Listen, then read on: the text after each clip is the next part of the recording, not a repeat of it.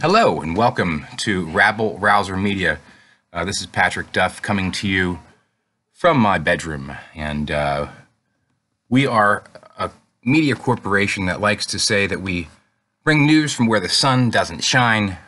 We serve up delicious scoops of corruption that other media outlets are either scared to touch or just can't find it. And so basically, we're going to go into the third episode of what we're calling Peeling Back the Onion, known as Kevin Sabet. As you'll see right there, there's Kevin, along with his cohort, Patrick Kennedy. Patrick Kennedy, his wife is running, by the way, he's running for the Congress in New Jersey, Amy Kennedy. So we're going to dig into episode 3, and this is going to be called Show Me the Money, the Monsanto Money.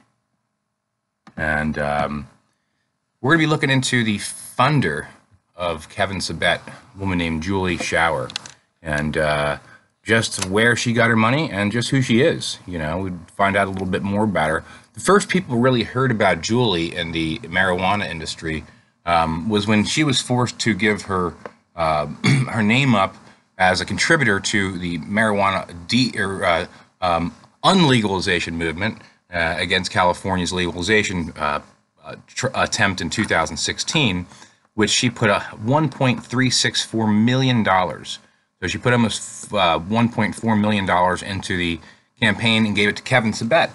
Now, remember, this is only the third episode out of probably about 10 that we'll be doing.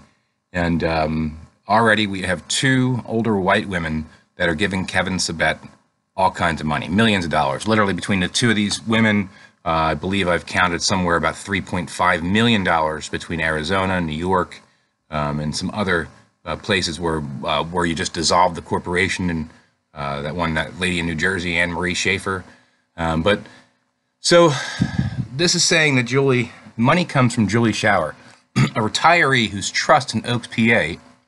So she has a trust in Oaks, PA, meaning that she's got some big dough sitting in the bank over there. It's called the SEI Trust. It's in Wayne, Pennsylvania.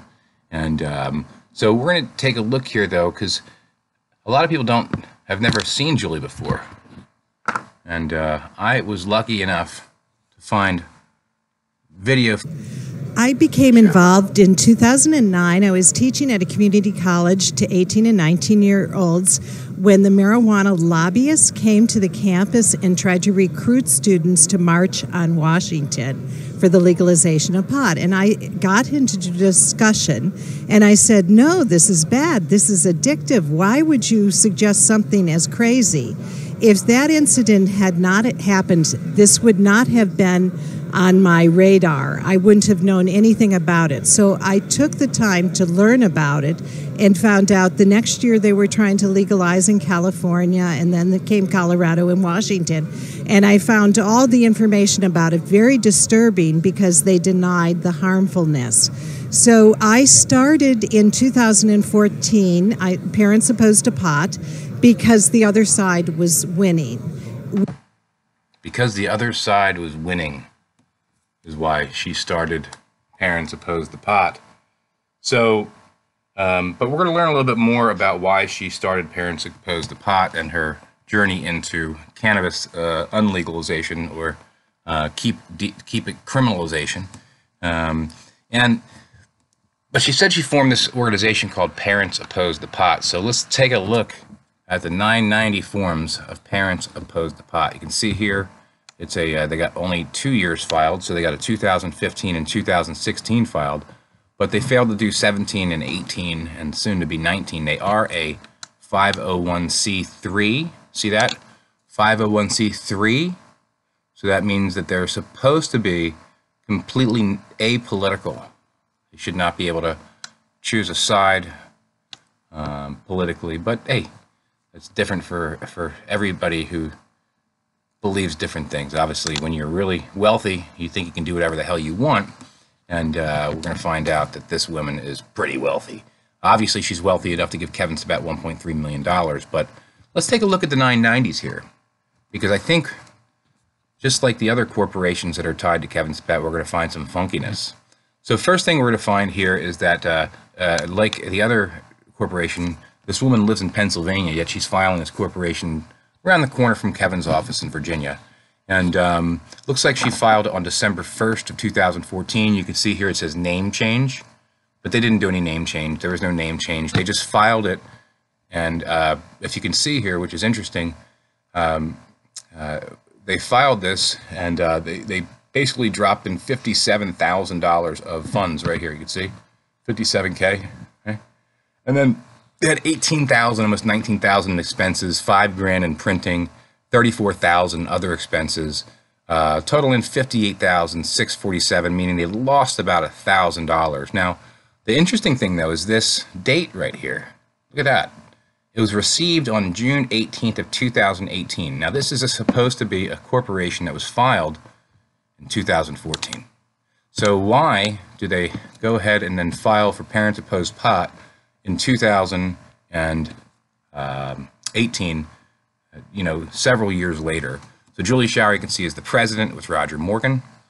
Just who is Julie Schauer? Who is this maven who's come to the rescue of all the children in the world to keep them away from cannabis? You see the corporation was filed, or the date this was signed was 6/13 of 2018. This corporation literally waited almost 4 years to file their paperwork, and then they decided they wouldn't file for 2017 nor 2018. Now, are they getting money? Do they ask for money? Well, yes, they do. They are a 501c3. Please give to support our educational efforts. Our EIN number, they even give the EIN. I bet you they were real proud. Like 2018, they got that thing going. They're like, yo, put the EIN up. Nobody believed us. Now, all of a sudden, they believe you. You are a nonprofit. Yes, except you don't do your paperwork. But who's Julie Schauer? Let's find her. Let's go into a search engine. Boom, and find her. So we're in a Facebook page, and we're going to go to the about of this woman. Now that... she's kind of young there. I'm guessing she used a picture from a little while ago.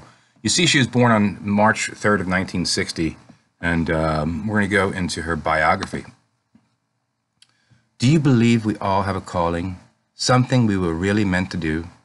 Do events conspire to help us find a way to realize our own personal legend? I am Julia Schauer, Jules for short. I was born an artist. Unfortunately, I grew up in a family where art was deemed unviable. Unacceptable occupation. My father, a chemical engineer, essentially forbade considering any career except science or engineering. It's not a surprise that I became a research chemist. A research chemist. A career that provided financial security, but left me unfulfilled. Attempting to fill the void, I worked in my spare time to produce fine art and make progress in honing my craft. After nearly 2 decades, I decided to become a chemistry teacher. So that's where she got into that conversation with the people that were trying to legalize pot and send the students down there to Washington, D.C., and she made the decision that she was going to, at that moment, fight against cannabis legalization. So we can see that she was born in 1960, so she was living her teenage years in the 70s. A lot was going on in the 70s, and she was basically forced into school, it looks like, and probably hates all the hippies who had a great time and all that sex back then. But as we look through here, we know that she was a teacher. We know that she was a chemist.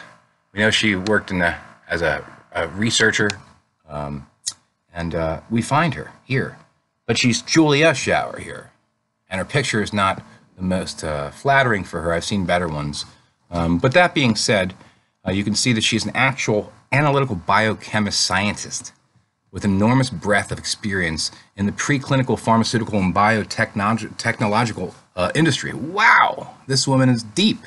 And she has experience as an analytical chemistry research scientist and lab manager, and she's doing that right now. She actually works at HKF in Wilmington, Delaware, as an analytical chemist, mass spectrometrist, and she worked as a synthesis chemist and a chemistry educator and professional artist right here. That's Collegeville, PA, teaching Downingtown and Devon, PA. So she was teaching at the community college over there in Pennsylvania.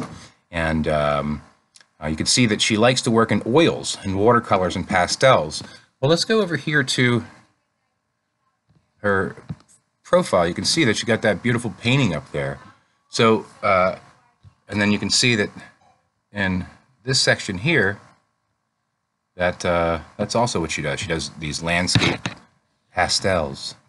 So that's definitely Jules. And so, I mean, you're talking about somebody that worked in as a research scientist for years, and she hated her job, it sounds like, and got out of it, became a teacher, didn't like that too much, and decided to go back into the industry. And you can see up here that she's seeking, this is what she says, I'm currently seeking to return to pharmaceutical research as hands-on, cutting-edge science is a field most effectively served by my knowledge.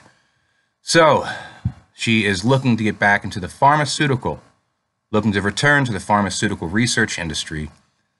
So, I guess, I mean, Julie probably made a lot of money. But if we look here in her about, it says that she gives a lot of information here. Let me see, is it in here? I believe it's right here. She gives a lot of information here. I was born in Missouri, where I lived until age 13, moved to Gulf Breeze, Florida at age 17. So I just took a little shot in the dark to see if I could find any of her family in Gulf Breeze, Florida. And what I found was her dad. And wait till you see what her dad did. So Paul J. Schauer, born January 21st, 1921, in Bethel Township, Clark County, Ohio. Listen to this. He graduated as valedictorian and president of his senior class, went to the University of Dayton, where he studied chemical engineering, and then he went to the U.S. Naval Academy in Annapolis, and he completed training at submarine school. So this dude was like a submarine pilot. He served with the U.S. Submarine Force from 1944 to 1946 and was awarded the American Theater Medal, Asia Pacific Medal, 3 Battle Stars, Philippine Liberation Victory Medal, and Submarine Combat Pin, 2 stars. He retired from active duty in the Navy in 1952 with the rank of Lieutenant USNR. That dude was a beast right there. Now, let's get to what he did for work. After World War II, he worked for Monsanto as a plant manager, general superintendent of engineering, and general superintendent of manufacturing from 1946 to 1984.